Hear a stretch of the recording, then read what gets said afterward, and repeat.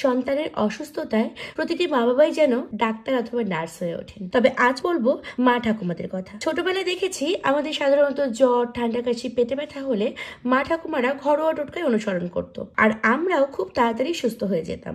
সব টোটকা যদিও আমার জানা নেই, তবে ঠান্ডা কাশি হলে কি করতো সেটা খুব ভালোভাবে মনে আছে, কারণ ছেলেবেলায় ঠান্ডা কাশিটাই বেশি হতো। এখন আমিও মা হয়েছি। আমার ছেলে সোহাগে ঠান্ডা লাগলে বা কাশি হলে আমি একটা ঘরোয়া ওষুধ দিই ওকে, আর এটা খাওয়ার পর ও খুব তাড়াতাড়ি সেরে ওঠে। প্রথমে আমি অল্প কিছু তুলসী পাতা নিই, তারপর গরম জলে পাতাগুলোকে খুব ভালোভাবে ধুয়ে থেতো করে রস বের করে নিই। এর সাথে খুব ভালোভাবে মধু মিশিয়ে নিলেই রেডি এই ওষুধটি। এটা অবশ্যই খালি পেটে খাওয়াতে হবে। মধু এবং তুলসী পাতা সর্দি কাশি সারাতে জাদুর মতো কাজ করে। আর তুলসী পাতার গুণ সম্পর্কে নতুন করে আর কি বলবো, তুলসী পাতার উপকারিতা কয়েক লাইনে বলা অসম্ভব। তবে একটা কথা বলবো, প্রতিদিন খালি পেটে 5 থেকে 6টা তুলসী পাতা চিবিয়ে খেলে অনেক রোগ থেকে মুক্তি পাওয়া সম্ভব।